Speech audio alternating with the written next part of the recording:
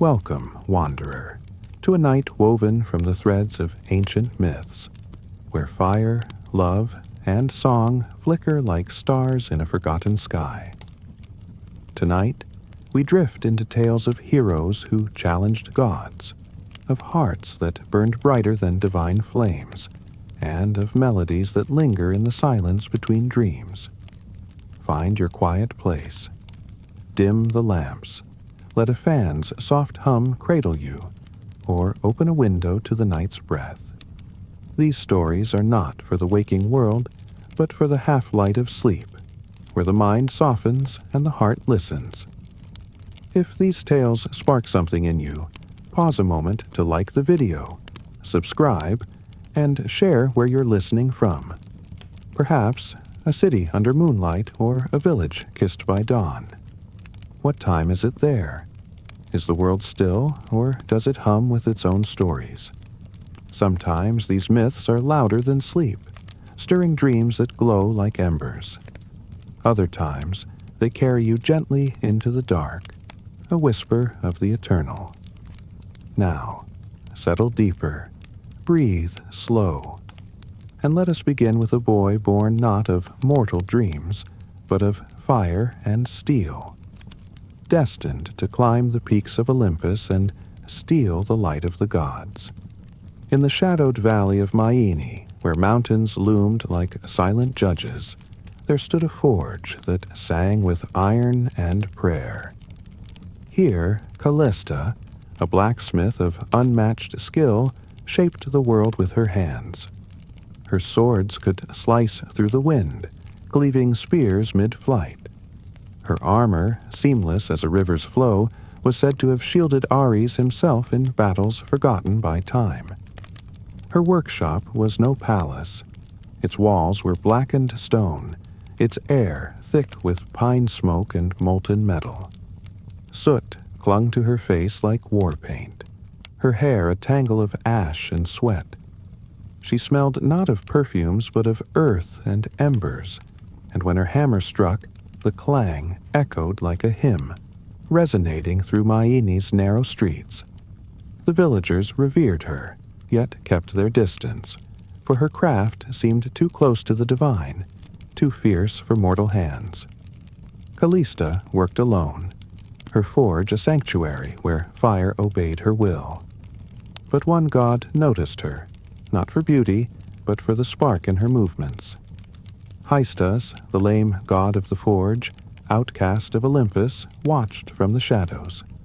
His own hands, gnarled and scarred, knew the dance of hammer and anvil, but in Callista's work he saw something more, a rhythm that mirrored creation itself, a fire that burned with purpose. He did not descend with fanfare or golden light. One night, as a low, red moon hung over the Aegean, Hystas stepped into her workshop, cloaked in smoke and shadow. No words passed between them, no divine decrees or promises of eternity. Only the forge spoke, flaring brighter, its flames curling like fingers toward the sky. That night, the air pulsed with something sacred, and 9 months later, a child was born. They named him Irion. He did not cry at birth. His eyes opened, glowing like coals fresh from the fire, and the forge behind Callista roared, its flames leaping as if greeting kin. The midwives, hands trembling, whispered among themselves. One called him touched by the divine, her voice hushed with awe. Another crossed herself, fear in her eyes. The eldest, her face lined like cracked earth, muttered, "He's not meant to linger here long." The village felt it too, a strangeness in the air, a warmth that lingered when Irion passed. His presence was a quiet storm, unsettling those who preferred the world predictable. Irion grew faster than other children, his body strong, his gaze steady. At 5, he stood at Callista's side, shaping iron with hands too sure for his years. By 7, he forged his first blade, flawless, its edge sharp enough to cut moonlight, its surface oddly warm to the touch, as if it held a heartbeat. The village whispered of curses, of a boy born from a god without a throne. Children avoided him, their laughter fading when he neared. Priests refused to bless him, their prayers faltering in his presence. But Callista, fierce as the fire she wielded, loved him without hesitation. She taught him not just the craft of iron, but its soul. "Flame obeys those who listen," she'd say, guiding his hands over the anvil, "not those who command." Her voice was steady, her eyes bright with pride, but beneath it lay a quiet fear. She knew her son was marked for more than Myeni's forges. By 16, Irion's forge burned ceaselessly, day and night, its glow painting the village in hues of amber and gold.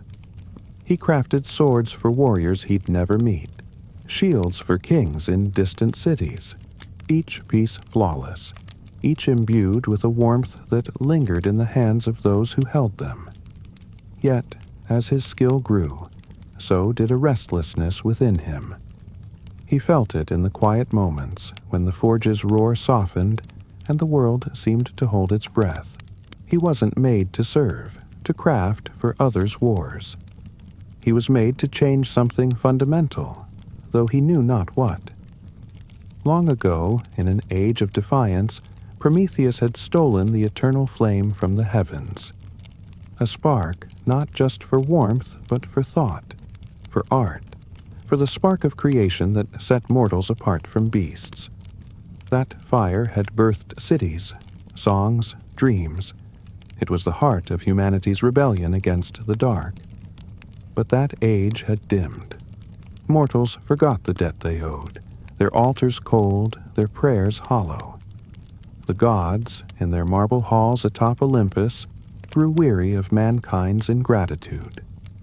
They turned their backs, and the world paid the price. Hearths that once glowed without fail began to flicker. Forests turned brittle with frost, even in spring. Storms stretched across seasons, relentless, drowning fields. Crops wilted before harvest, and homes filled with the breath of winter, even in high summer. Children shivered beside unlit chimneys, their faces pale, their eyes wide with questions no elder could answer. Old women knelt by ash-filled hearths, murmuring prayers that went unheard. Priests spoke of divine punishment, their voices trembling. Scholars pointed to the stars, blaming celestial misalignments. But a deeper fear took root, whispered in taverns and temples alike. The gods had abandoned them, and the world was growing cold. High atop Mount Olympus, beyond mortal reach, the gods had sealed the last true flame in a divine brazier, its light white and alive, untouched by human hands for centuries. They guarded it not for its warmth, but for its power, fearing what Prometheus had begun, a mortal rebellion that dared to rival the divine. "Let them suffer," the gods decreed, their voices echoing in marble chambers. Let them remember their place. But not all agreed. In hidden groves, dryads spoke of a boy born of flame, his eyes like embers. Nymphs by distant rivers saw sparks dancing in a youth's gaze from Myene. The winds carried a name, Irion, soft as a sigh, sharp as a blade. In the crumbling temple of Delhi, where once kings sought Apollo's voice, an oracle stirred. Her dreams were fire, walking on two legs, lighting cities with its footsteps. Dying candles in forgotten shrines sputtered back to life at the sound of a hammer striking anvil, its rhythm steady, unyielding, eternal. Irion knew none of this. He only felt the change in his forge. The flames, once eager, grew sluggish, requiring more breath, more fuel. The iron resisted his hammer, as if mourning its own fading warmth. He worked harder, stoking the fire with pine and prayer, but the heat slipped away like water through cracked hands. The village felt it too. Bread baked slower, homes grew damp, and the laughter of children quieted. Irion stood by his forge at night, staring into the flames, searching for answers. He saw his mother's hands, blistered but unyielding, shaping iron as if it were her will alone that kept the fire alive. He saw the faces of those who came for his blades, their eyes hollow with cold. And he felt, deep within his chest, a spark, small, steady, growing.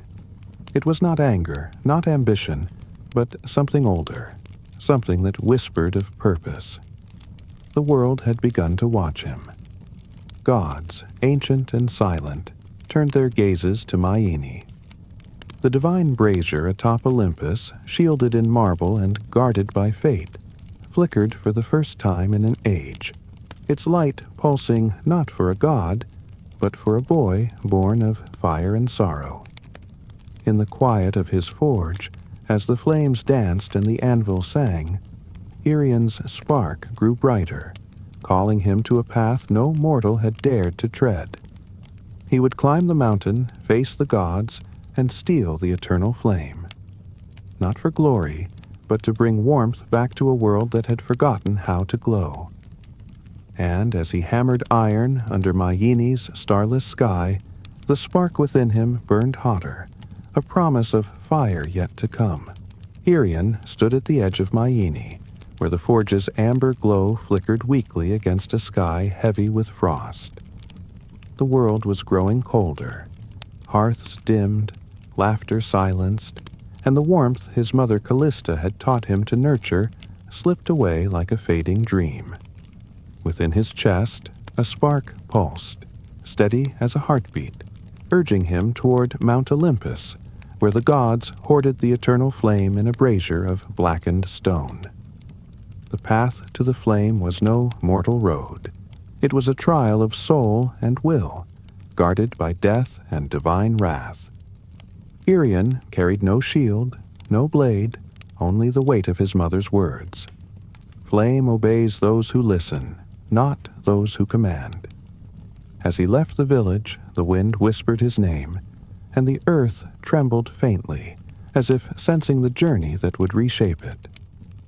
The ascent to Olympus began not with climbing, but with descent, for legends told of a gate at the mountain's root, sealed by silence and guarded by Cerberus, the three-headed hound of Hades.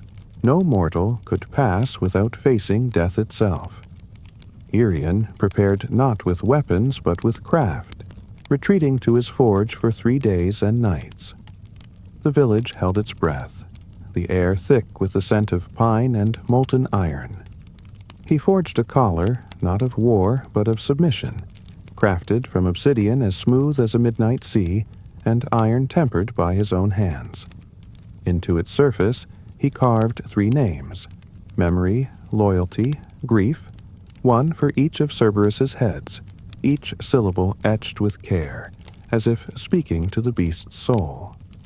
The final ember from Callista's forge, a spark that had warmed Myene for generations, he pressed into the collar's heart, its glow faint but alive. As he worked, he hummed a lullaby his mother sang, the notes weaving with the hammer's rhythm, a song not of conquest but of respect. On the 4th dawn he stood ready, the collar heavy in his hands, its warmth a quiet promise. He approached the cave at the mountain's base, its mouth a shadowed wound in the earth, swallowing light and hope. The wind here did not chill the skin. It scraped the soul, carrying the faint, bitter scent of forgotten prayers and unanswered pleas. Irion stepped inside, his footsteps echoing against walls of jagged stone.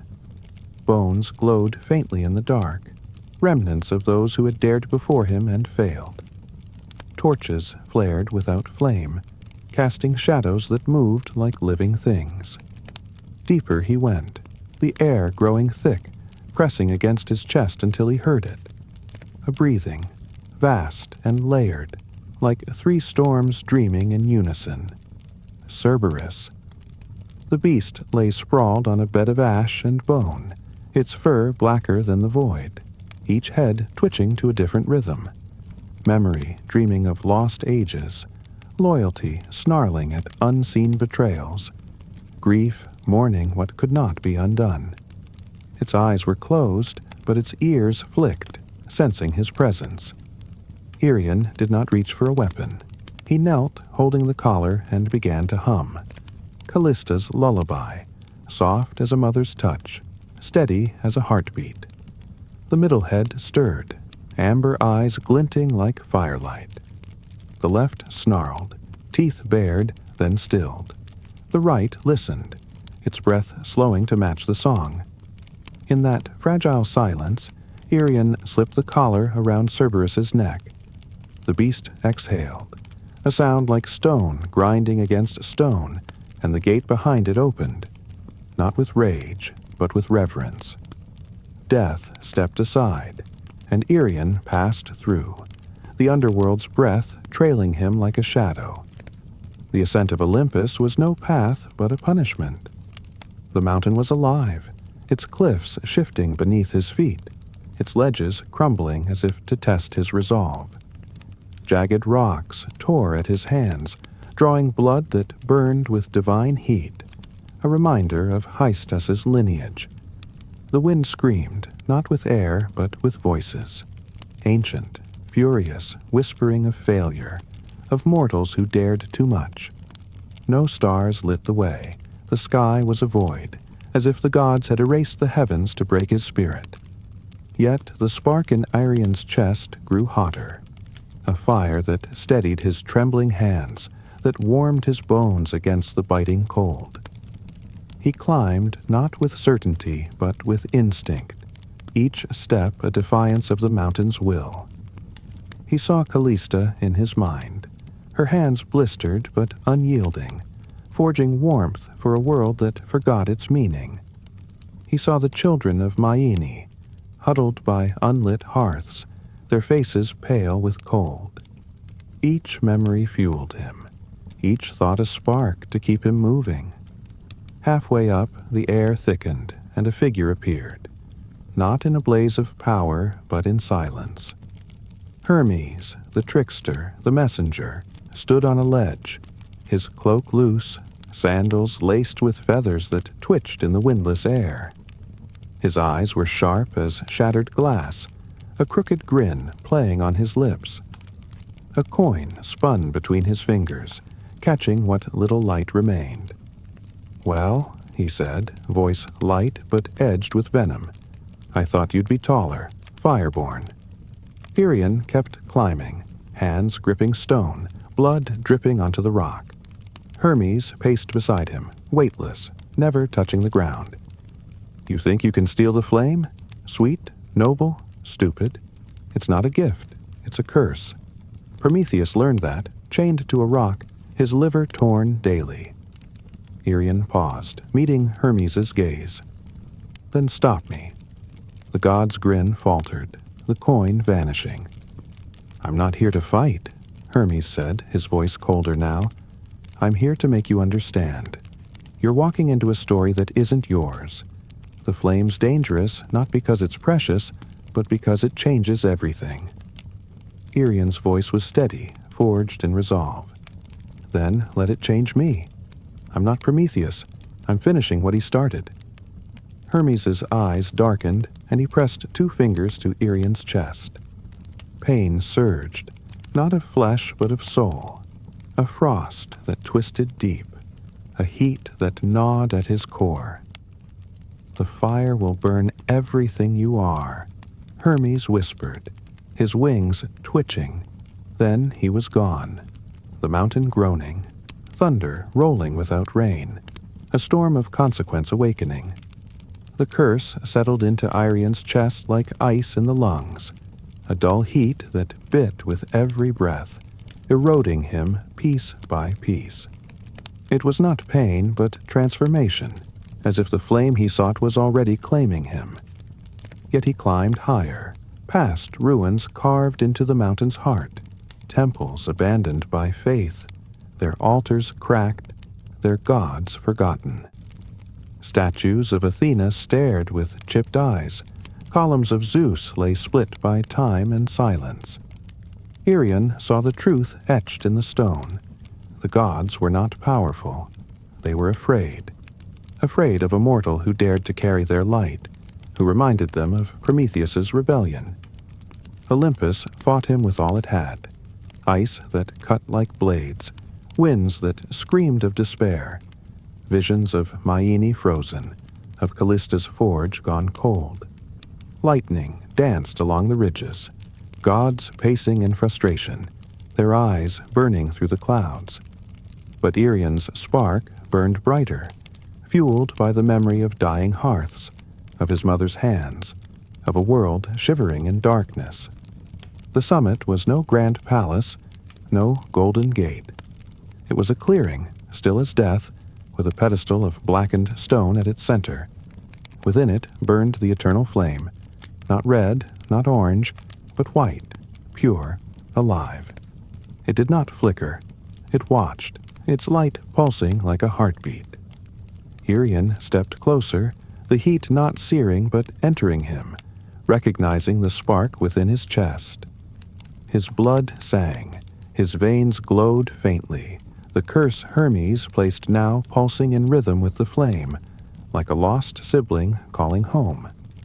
He reached out, and time fell bellow. In that moment, he saw cities rising from firelight, his mother's forge blazing through winter, civilizations born and burned by this spark. He saw Prometheus, chained to stone, his liver torn daily, not justice but fear wearing a crown. He could turn back, let the world adapt to cold, forget fire, forget him. But Callista's name whispered in the wind, and he knew who he was. Irion grasped the flame.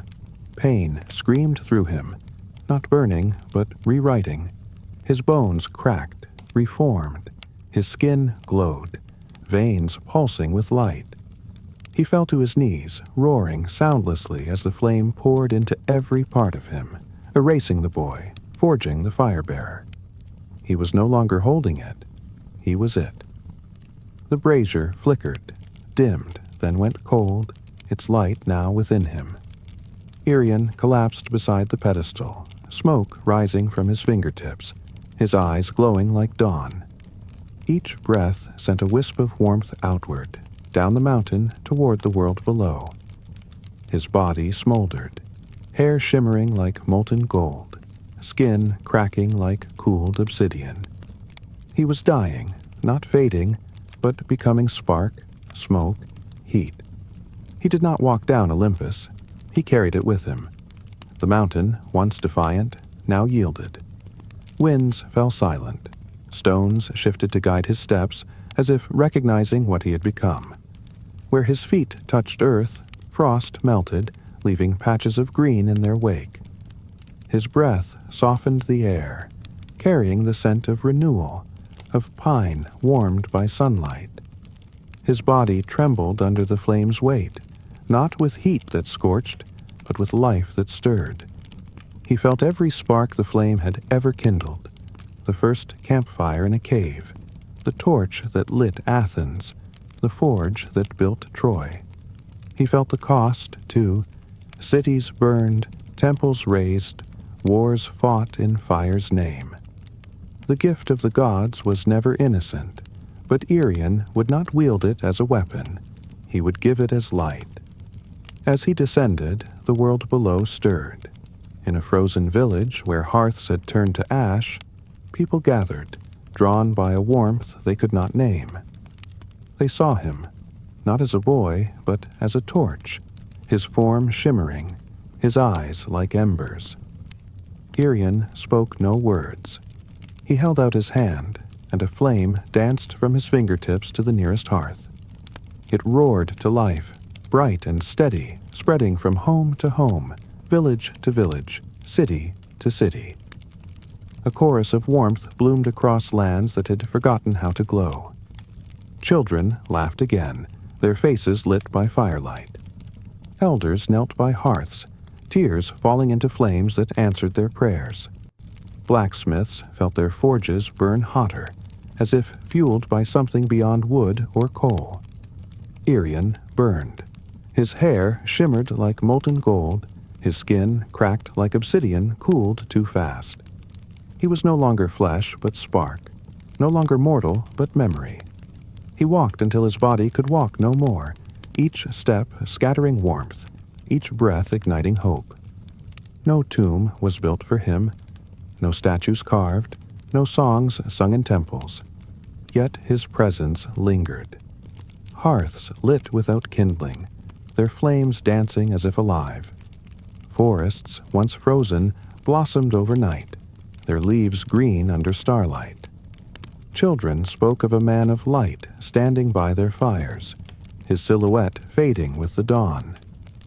Blacksmiths swore their anvils rang with a rhythm not their own, steady and eternal. Olympus felt it. The marble halls trembled, not with rage but recognition.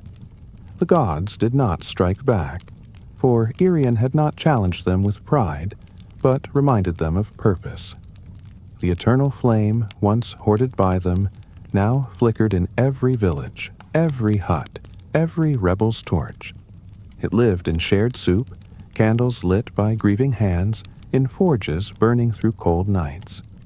And always the world whispered his name, not in worship, but in gratitude. Irion. When a fire dims or a spark catches, listen closely. You might hear the faint rhythm of a hammer on an anvil.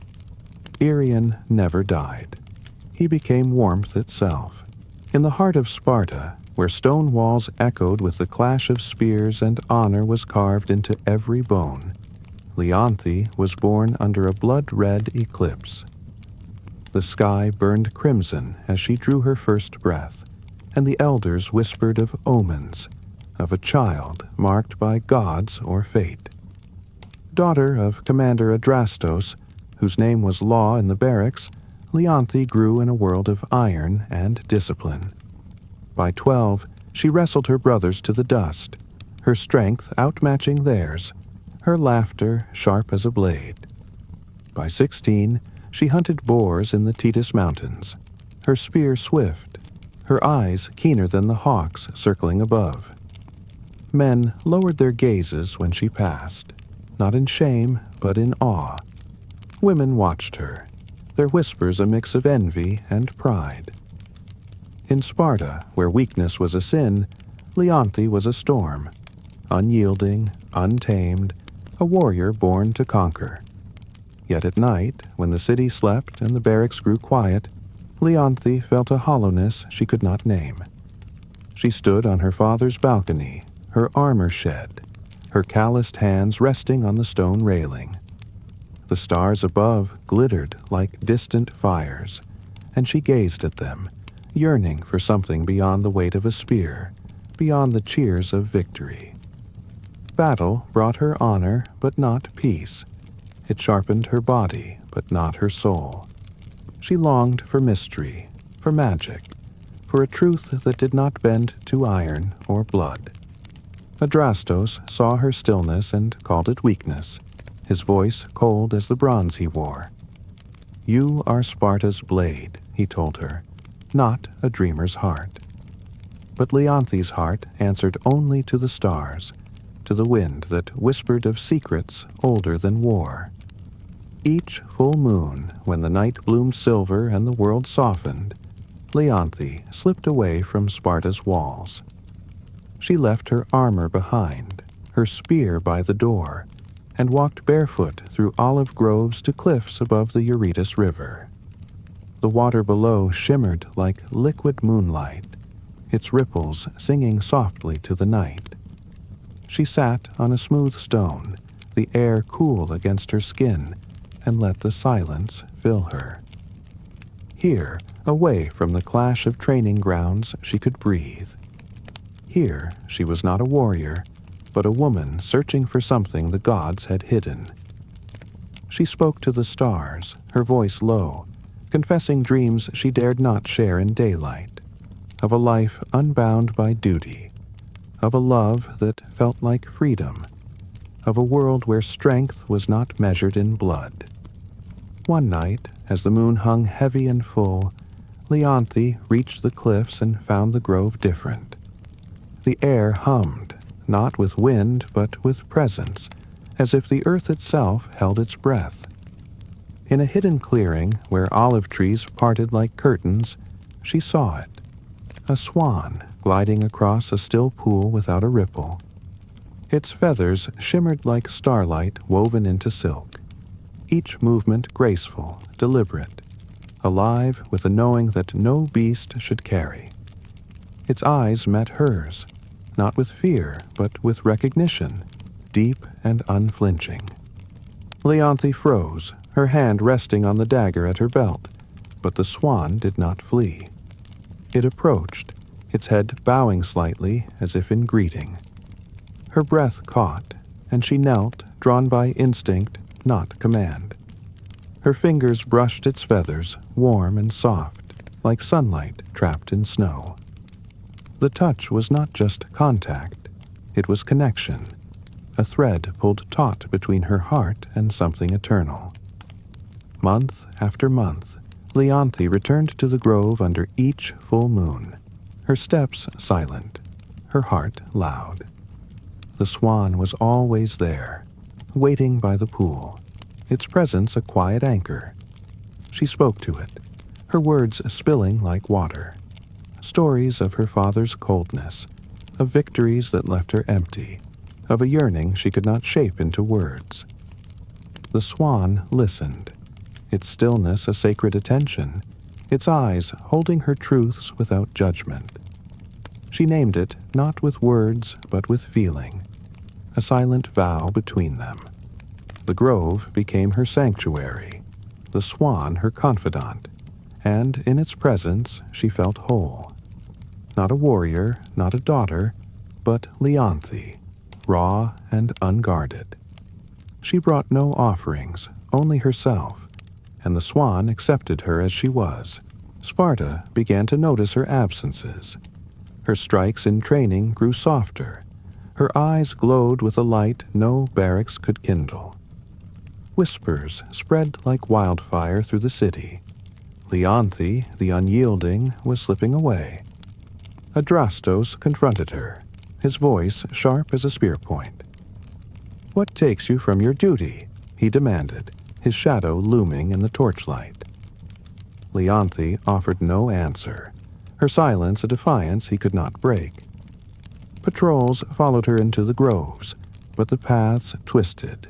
The trees seemed to shift, and they returned empty-handed, muttering of ghosts or gods. Priests in their shadowed temples spoke of madness, of a woman bewitched by forces beyond mortal ken. Some claimed she danced with spirits. Others swore she courted a god in secret. The city's pride turned to suspicion, its admiration to fear, but Leonthy cared not. The swan was her truth, and the grove her home. Each visit deepened the bond. She told the swan of her childhood, of running through fields before Sparta claimed her, of a mother she barely remembered who sang of rivers and stars. She spoke of battles won, of scars earned, of a heart that felt too heavy for her chest. The swan's silence was not empty. It was full, a presence that held her words like a vessel holds water. One night, as the moon burned brighter than ever, Leonthy sat closer, her hand resting on the swan's neck. "Who are you?" she whispered, not expecting an answer. The swan's eyes flickered, and for a moment she saw not a bird but a figure, radiant, broken, cloaked in light. The vision faded, but the question lingered, heavy as the moon itself. She felt the weight of a name unspoken, a truth waiting to be claimed. The grove, the swan, the moonlight, they were her rebellion against Sparta's iron heart. Leonthy knew not what drew her, only that it was more real than any victory, more true than any command. The stars above watched, the river below sang, and the swan remained, its feathers catching light no torch could match. Each meeting wove their bond tighter, a thread that pulled at her soul, promising a truth that would break or remake her. And as she sat by the pool, the world quiet around her, Leonthy felt the stir of something vast, a love, a mystery, a god hidden in feathers, waiting for her to name him. Leonthy stood in the moonlit grove above the Eurytus River, the air trembling with a quiet pulse, as if the earth itself cradled a secret. The olive trees stood like silent sentinels, their leaves silver under the full moon's glow, parting to reveal a still pool that held the sky's stars like a mirror. The swan, her companion through countless nights, glided across the water, its feathers shimmering like threads of starlight woven into silk. Each full moon had drawn her here, to this hidden clearing where Sparta's iron grip could not reach, where her heart found peace in the swan's silent presence. Yet tonight, the grove felt alive, the moonlight sharper, the air heavy with a truth waiting to break free. Leonthy's breath was soft, her hand resting lightly on the dagger at her belt, not out of fear but habit, a warrior's instinct lingering even in this sacred place. The swan's eyes met hers, deep and knowing, and she felt a question rise within her, one she had held back for too long. Who was this creature that had become her refuge, her light in a world of stone? The nights before had woven dreams into her sleep, vivid, relentless, like tapestries spun from starlight. She saw a man, radiant as the sun at noon, his hair golden, his eyes the same endless wells that held her gaze in the grove. He stood in a temple, a golden lyre in his hands, his voice a melody that stirred the air, bending time itself. Yet his face was shadowed, his form flickering like a candle caught in a storm. A name echoed through her dreams, Apollo, not as a word, but as a feeling, a chord struck deep within her soul, resonating with warmth and sorrow. Each dawn, Leonthy woke with the name on her lips, her heart pounding, the grove's call stronger than ever. At first, she had pushed the dreams aside, calling them the mind's wanderings, the yearning of a warrior too long bound by duty. But the visions grew sharper, the name louder, until they were no longer dreams, but truths pressing against her heart, demanding to be faced. Tonight, she came to the grove not just to sit, not just to speak, but to seek. She knelt by the pool, the swan gliding closer, its feathers warm under her trembling fingers. The touch was familiar, yet tonight it carried a weight, a spark that hummed through her veins. "I've seen you," she whispered, her voice soft as the river's song. "Not as you are, but as you might be. A man, a light, a god. Tell me your truth." The swan's eyes flickered, and the air shimmered, a faint glow rising from the pool, as if the stars within it stirred. Leonthy felt a rhythm, not her pulse, but the grove's, the earth's, the swan's. A cadence older than Sparta's walls, older than the gods themselves. Her gaze wandered to the clearing's edge, where moonlight caught a shape half hidden in the soil. She rose, drawn by instinct, and brushed away earth to reveal a stone altar, small and ancient, its surface etched with a single word: Apollon. The letters were worn, smoothed by centuries of wind and rain, but they burned in her mind, a confirmation of what her dreams had sung. Apollo. The swan was no bird. It was a god, cloaked in feathers, bound to this grove by a fate she could not yet grasp. Leonthy turned to the swan, her breath uneven, her warrior's heart trembling with a softness she had long buried. "I know you," she said, her voice steady now, carrying the weight of truth. "Apollo." The word broke the grove's silence like a pebble cast into still water. ripples spreading outward, the air growing warm. The swan shuddered, its feathers unraveling like threads of light, falling away like petals in a gentle wind. The grove glowed faintly, olive leaves trembling as the bird's form dissolved. In its place stood a man, tall, radiant, his hair golden as the sun's first rays, his eyes the same deep pools that had held her confessions night after night. But he was not whole. His form flickered, edges blurred, as if caught between earth and ether. His face was etched with a sorrow that spanned ages, his hands trembling as they reached toward her, then paused, as if afraid to touch what he could not keep. "You weren't supposed to know," he said, his voice like fading wind, soft yet heavy with the weight of centuries. "Not yet. Not like this." Apollo spoke, and the grove became a temple of whispers, the stars above leaning closer to hear. He was the god of sun, music, and prophecy, once radiant in Olympus's halls, his lyre singing truths even the gods could not ignore. But he had defied Zeus, his father, in a time when mortals suffered under divine indifference. Apollo had challenged Zeus's cruelty, his voice rising against the king of gods for chaining humanity to cold, to pain, to a world without light. Zeus's wrath was merciless, a curse that stripped Apollo of his divine form, binding him to the body of a swan to glide silently on mortal waters, his light dimmed, his songs silenced. The curse held a cruel condition. Only a mortal heart, naming him truly in love, not worship, could break it. But freedom was a lie. Naming him would seal his fate, turning him to stone, a monument to his defiance, forever barred from the heavens. For centuries, Apollo had drifted, meeting mortals who saw only a bird, their eyes blind to the god within, until Leonthy. Her voice raw with truth, her heart open as the night sky, had stirred him. Her touch had warmed a soul long forgotten, her presence a melody he could not resist.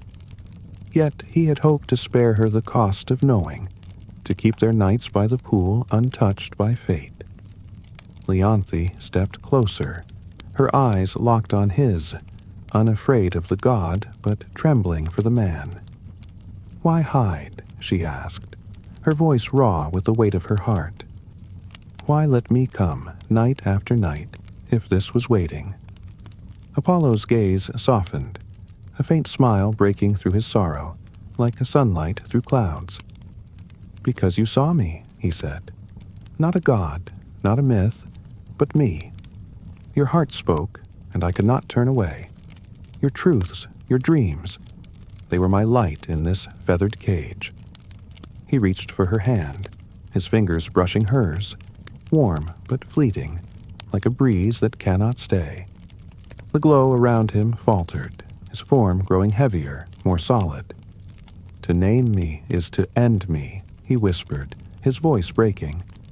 "But I would rather end here, with you, than drift forever in silence." Leonthy's heart tore, love and loss entwined, a truth too vast for her warrior's soul. She wanted to unsay his name, to pull him back to the swan's form, to the quiet nights where time did not matter. But the curse was iron, unyielding as Sparta's laws, and her word had set it free. The grove trembled, the moonlight dimming as Apollo's form began to change. His hand curled around hers, fingers intertwining, warm and alive for a fleeting moment, then cooling, hardening. His eyes held hers, a silent vow, a love that burned brighter than his fading light. Stone crept over him, starting at his feet, climbing like ivy, claiming his legs, his chest, his outstretched arm. His face remained last, serene, his smile etched in marble, a god at peace. He became a statue, radiant even in stillness, his hand forever reaching, as if to hold her across eternity. The pool stilled, its stars fading. The olive trees sighed, their leaves falling like tears. Leonthy sank to her knees, her hand resting on the statue's base, her tears falling onto stone that did not answer. She whispered his name again. Apollo, not to break him, but to hold him, to keep him in her heart where no curse could reach. Sparta's call grew faint, its iron walls a prison she could no longer bear.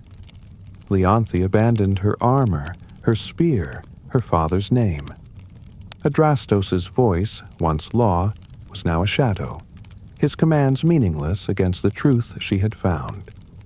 The city's honor, its battles, its pride, they were chains, and she cast them off.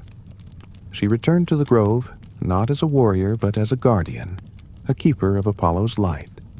She built no shelter, needed no fire. The grove was her home, its silence her refuge. Each full moon she sat beside the statue, her fingers tracing the stone where his hand reached for hers. She hummed the songs they had shared in silence, her voice soft, weaving through the night like a thread of starlight. She spoke to him, of the river's changing tides, of birds nesting in the olives, of a world that still held beauty despite its weight. The grove listened, its air soft, its presence a quiet embrace. Villagers began to notice. They spoke of a woman haunting the hills, her hair silvering like moonlight, her eyes glowing with a light no mortal should carry. Some brought offerings, wildflowers, woven reeds, small loaves of bread, left at the statue's feet, sensing its sanctity without knowing its story. Others feared her, whispering of a cursed soul, a ghost bound to a god's grave. Leonthy cared not for their tales. She walked the grove's paths, her steps light, her heart heavy but whole. Years passed, and she grew old, her body strong like the roots of the olive trees, her spirit unyielding. Each moonlit night she returned, her presence a vow, her love a fire no god could extinguish. One final moon, brighter than any before, Leonthy sat against the statue's shoulder, her hand resting on his stone arm. The grove was still, the pool reflecting a sky full of stars, the air humming faintly, as if Apollo's light stirred within. She hummed their song, her voice faint but clear, a melody of rivers, stars, and love unbroken. She spoke of the life she had lived for him, not in sorrow, but in gratitude, for the nights by the pool, for the truth they had found, for the courage to name him. Her eyes closed, her breath softened, and she stirred no more. The grove shimmered, a faint glow rising from the statue, its stone warm against the night's cool air, as if Apollo's presence answered her at last. The olive trees stood taller, their leaves whispering a lullaby, the river singing a gentle refrain. No tomb marked Leonthy's passing, no songs echoed in Sparta's halls. Yet the grove remained, eternal, its pool reflecting starlight, its air thick with the memory of love. Villagers swore the swan returned, gliding silently across the water, its feathers catching moonlight like a dream. Some claimed to see a woman by the statue, her silhouette bright, her hand resting on stone that glowed faintly. When moonlight trembles on the Eurytus, when a melody hums in the wind, listen closely. You might feel their bond, a love that burned brighter than Zeus's wrath, a light that no curse could dim, eternal in the silence between worlds. Beneath a willow tree, its branches swaying like a cradle under the weight of a summer storm, Melanian was born in the village of Irion, where hills bloomed with wildflowers and the air carried the scent of earth and honey. His first breath was not a cry but a hum, soft and clear, a note that stilled the wind's howl and made the river nearby pause its endless song. The leaves above shivered, dancing to a rhythm no one could name, and his mother, a weaver whose hands spun stories into cloth, gazed at her child with eyes bright with wonder. She knew, in that moment, that her son was touched by something beyond the mortal world, a soul woven from the threads of music itself. The midwives, their hands still warm from the birth, whispered of omens, of a child born under a sky split by lightning, his voice a gift from gods unseen. In area where life was simple, stone homes, golden fields, and hearths that glowed with shared stories, Melanian's arrival was a quiet miracle, a light that promised to shine beyond the hills. As a child, Melanian grew like a melody unfolding, each year adding depth to his song. Before he could walk, he hummed, his voice blending with the dawn's chorus, the cricket's nighttime hymn, the soft rush of the river that cradled Area. Before he could speak, he sang, his notes clear as starlight, weaving through the village like a breeze that soothed every heart it touched. By 3, he sat by the riverbank, mimicking the birds with such precision that sparrows perched beside him, tilting their heads as if to learn.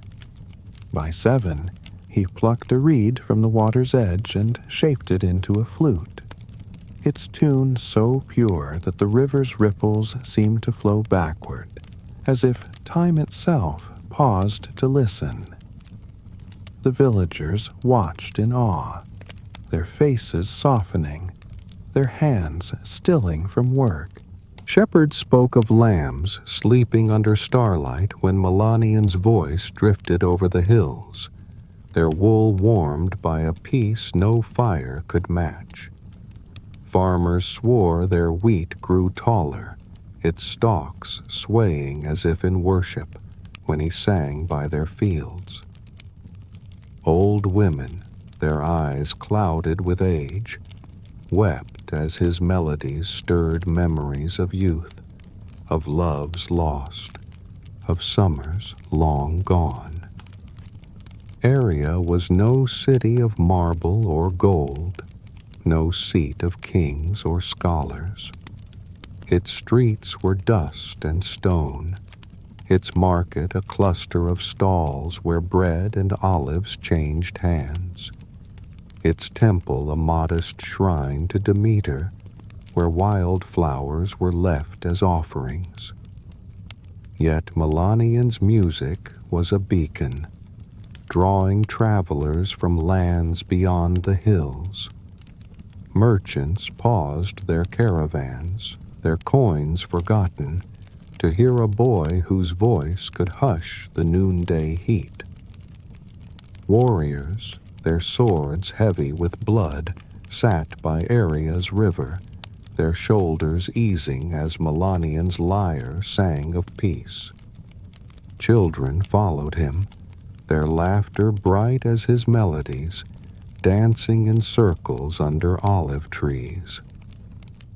By 10, Melanian carried a lyre carved by his father, an olive wood frame strung with gut, its notes warm and resonant like the earth's own heartbeat.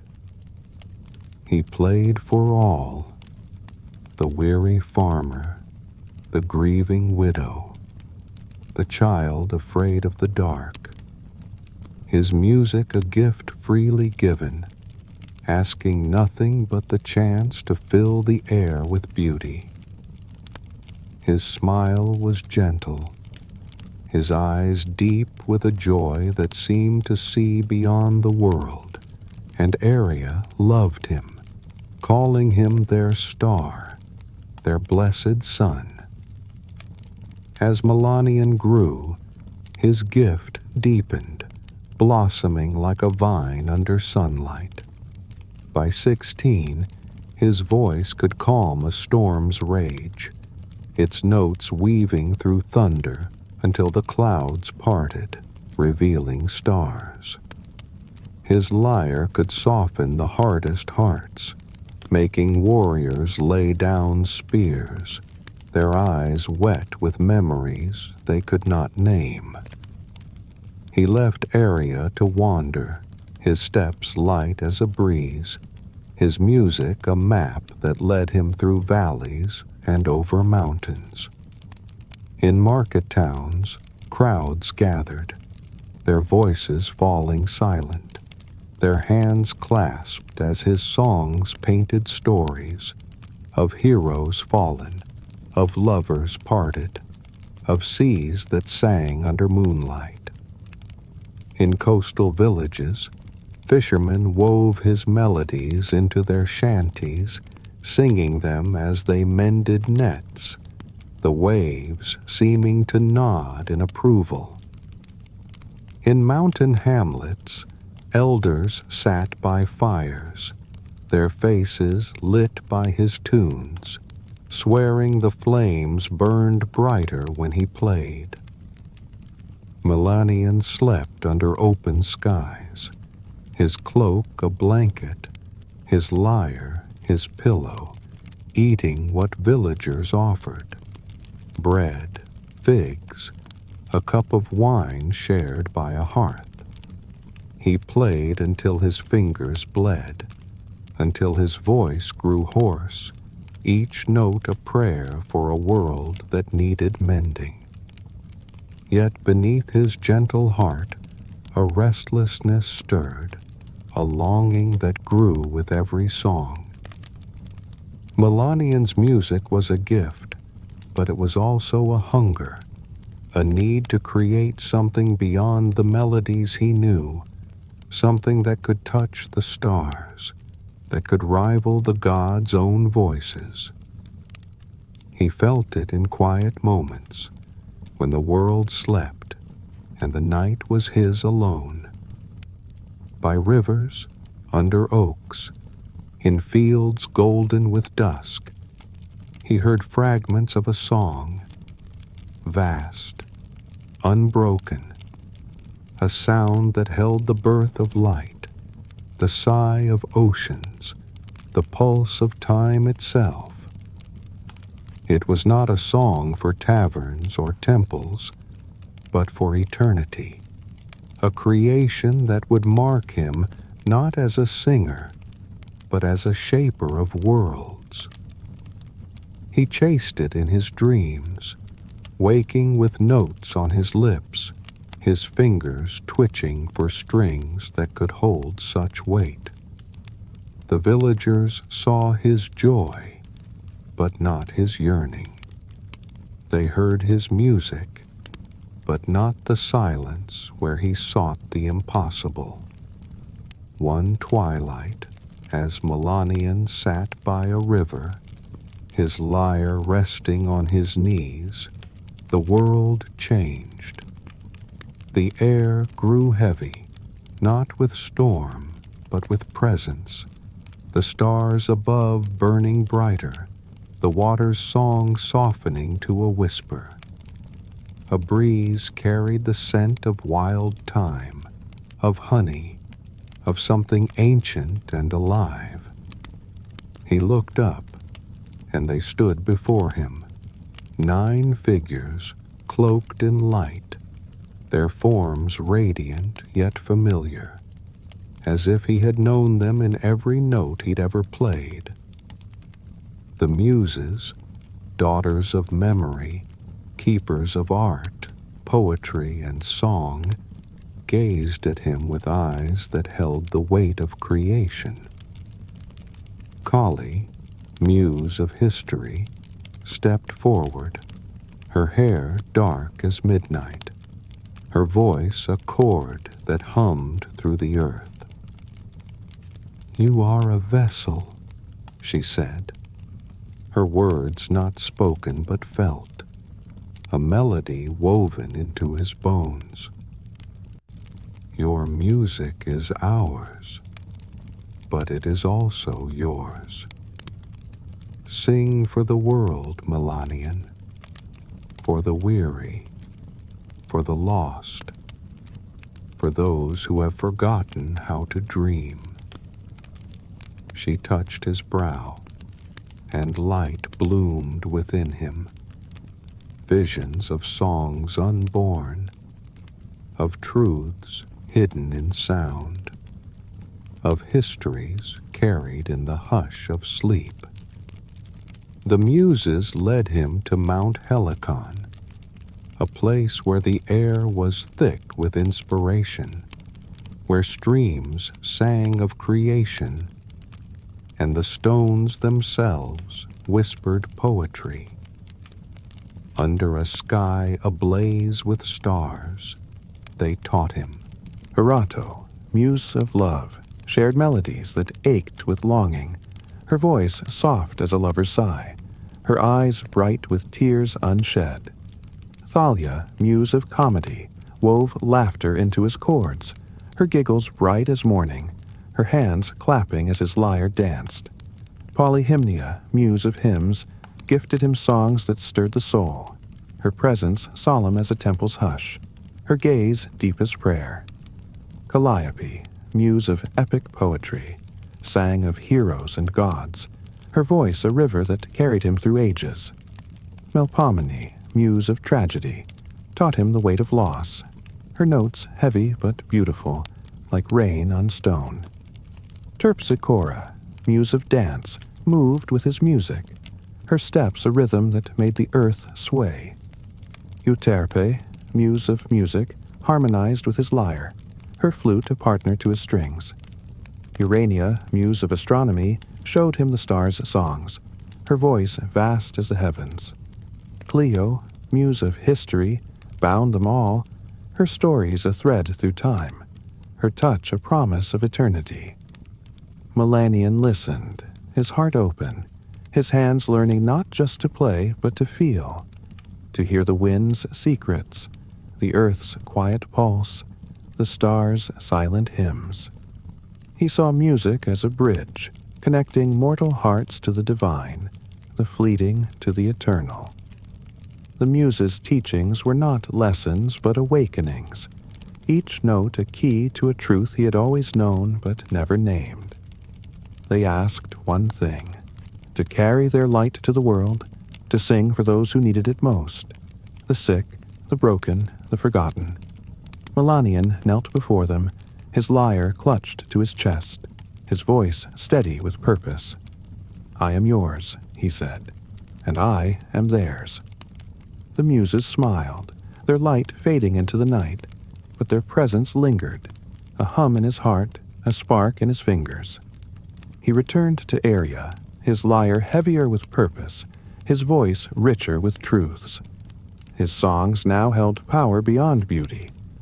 In a village struck by fever, he played by the sick beds, his music cooling brows, easing breaths, bringing sleep to those who had forgotten rest.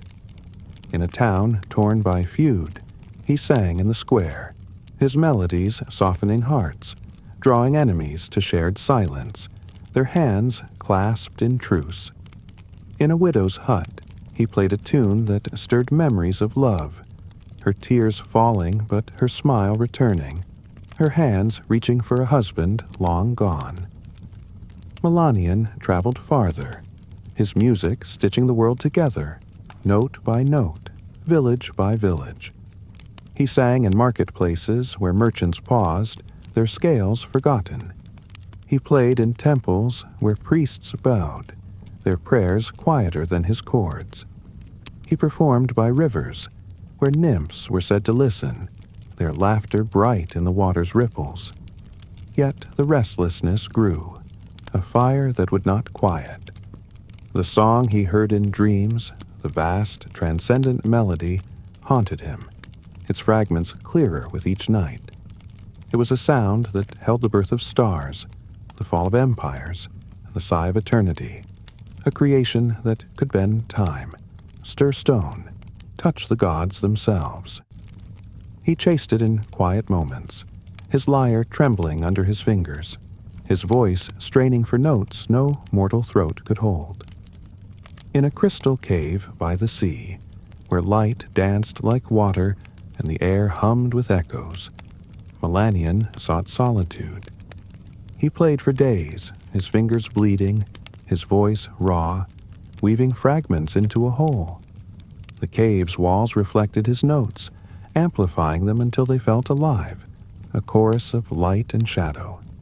The melody took shape, vast, unbroken, a sound that shook the air, stilled the sea outside, made the stars above pause their dance. As he played, the cave trembled, the earth sighed, and time itself seemed to bow. Melanian's heart soared, his soul alight with the song's power, but a shadow fell within him. This was no song for taverns, no melody for crowds. It was his, too sacred to share, too vast to be sung for mortal ears. He hid it, locking it deep within his heart, refusing to let it spill into the world's noise. He returned to Irion, his lyre still singing, his voice still beautiful, but his eyes held a new light, ambition, fierce and unyielding. The villagers heard his music, but not his silence.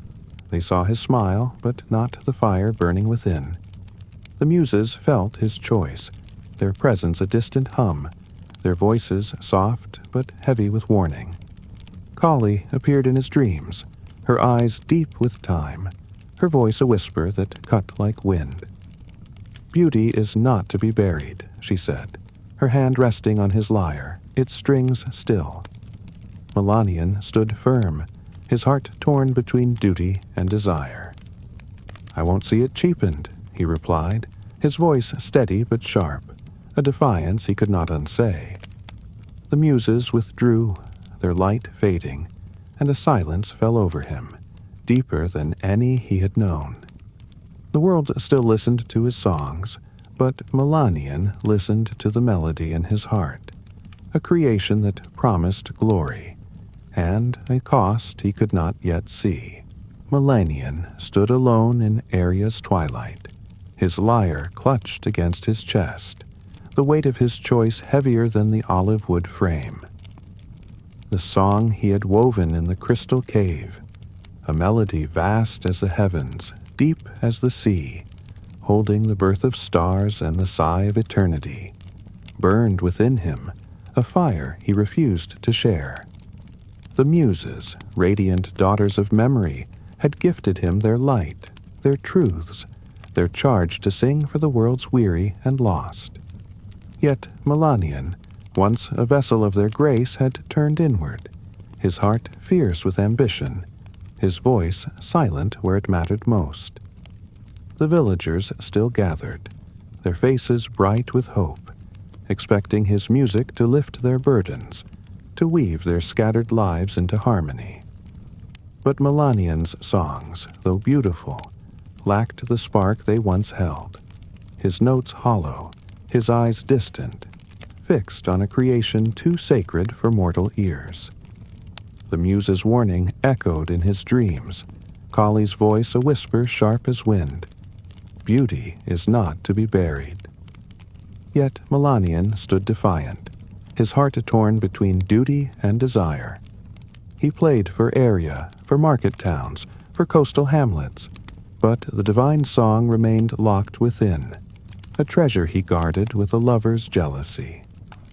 Each night he wandered to the riverbank, his lyre unstrung, his fingers tracing the air as if to pluck the stars.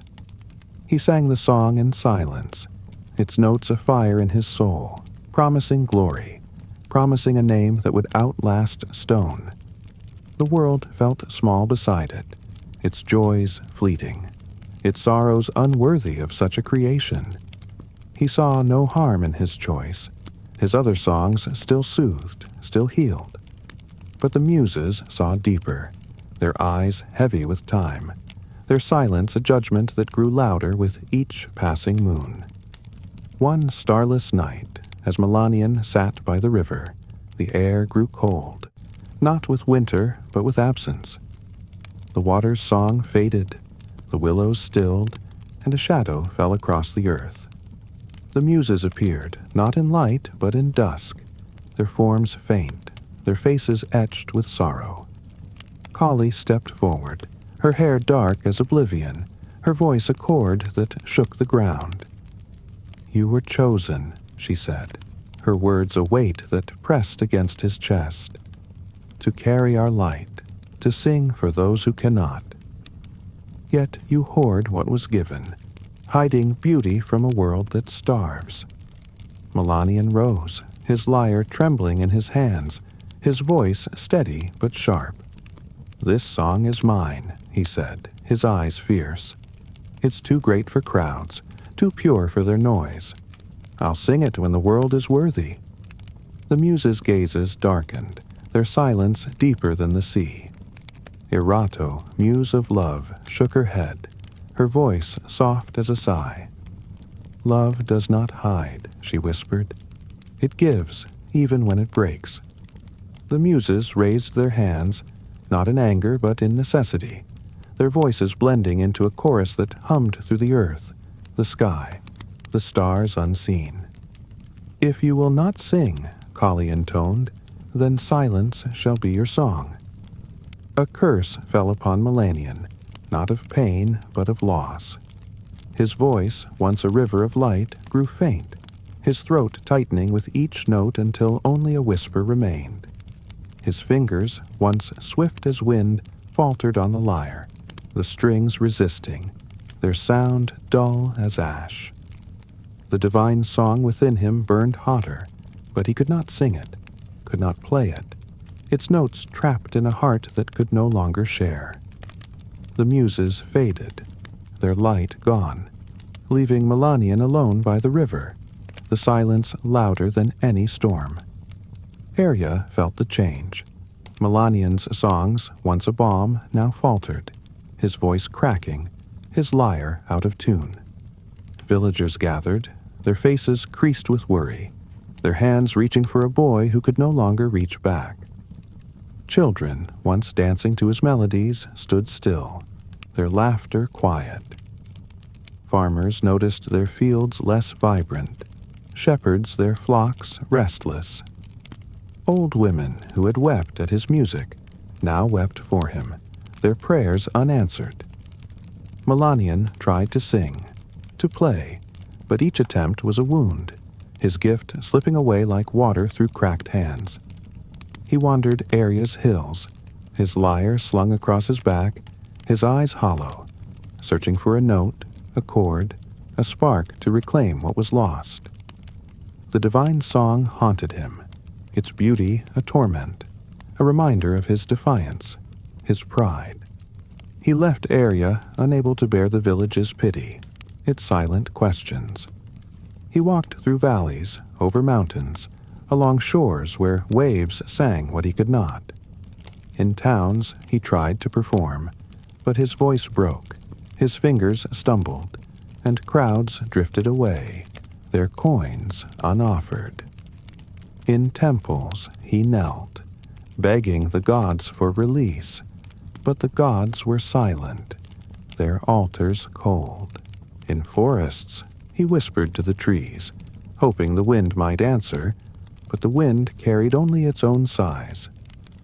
Melanian's world shrank, his light dimmed, his heart a quiet ember where a fire once roared. He built a cave by the sea, its walls lined with shells that glimmered faintly, its air thick with salt and sorrow. There he sat, his lyre untouched, his voice a rasp, the divine song a weight he could neither sing nor shed. Years passed, and Melanian became a shadow, his name forgotten, his face lined with time. Villagers spoke of a hermit by the sea, his eyes wild, his hands trembling as if reaching for lost strings. Yet in his silence, a truth grew. He saw the faces of those he had sung for, the sick who healed, the enemies who embraced, the children who danced. He heard their voices, their laughter, their tears, and felt the love he had given, the love he had withheld. The divine song was not his alone. It was theirs, meant to lift, to heal, to bind. His pride had buried it, and in doing so, buried himself. One dawn, as the sea stretched golden under the sun, Melanian rose, his body frail but his heart clear. He took his lyre, its strings brittle, and walked to the shore. He played, not for glory, not for gods, but for the world he had forgotten. His fingers bled, his voice a whisper, but he sang, not the divine song, but a new one, simple, raw, a melody of regret, of love, of hope. The sea listened, its waves softening. The gulls circled, their cries blending with his notes. Villagers, drawn by a sound they could not name, gathered, their faces lit with wonder. Melanian's song was faint, but it was enough. It spoke of sorrow, of second chances, of a heart that learned to give. As the final note faded, Melanian smiled, his eyes bright with tears. The muses, unseen, hummed softly, their light a faint glow in the air. The curse lifted, not with fanfare, but with peace. His voice returned, faint but true. His fingers steadied, the lyre singing once more. He did not sing the divine song. It was no longer his to hoard, but the world's to find. Melanian spent his days by the sea, teaching children to play, singing for travelers, his music a quiet gift. No temples rose for him, no statues carved, but his songs lived in the wind, in the waves, in the hearts of those who heard. When a melody lingers without source, when a chord hums in the quiet, listen closely. Melanian's light, once buried, now shines, a note that never fades. And so, wanderer, our tales draw to a close, their threads woven into the tapestry of night. Irion, born of fire and steel, climbed Olympus to steal the eternal flame, not for glory, but for a world grown cold. He became warmth itself, his spark lighting hearths, forests, hearts, a gift that burns in every fire that catches without flint. Leonthy, Sparta's blade, found love in a swan's gaze, naming Apollo and breaking his curse, only to guard his stone heart in a grove where moonlight still sings their bond. Melanian, child of song, chased a melody too vast for one soul, learning through silence that beauty is not to be buried but shared. His music now a whisper in the wind, a hum in the sea. These heroes, mortal yet divine, walked paths of fire, love, and song, their choices echoing beyond their lives. Irion's flame warms you now, in the glow of your lamp, in the breath of your dreams. Leonthy's love lingers in the quiet of your heart, in the stars above that watch without judgment. Melanian's music flows through the silence, in the rhythm of your breath, in the pulse of the world around you. They are not gone. They are here, in the half-light of sleep, in the stories that cradle you as the night deepens. Feel the air soften, the world still. Let your eyes grow heavy, your thoughts drift like leaves on a river. These myths are not for waking, but for dreaming, for carrying you to a place where fire, love, and song are eternal. If a spark catches in your sleep, if a melody hums, if a light glows where none should be, know they are near. Irion, Leonthy, Melanian, whispering their truths. Let them guide you. Let them hold you. Let them sing you into rest. The night is yours, wanderer, and sleep is waiting, a gentle tide to carry you home. Good night, and may your dreams be woven with light.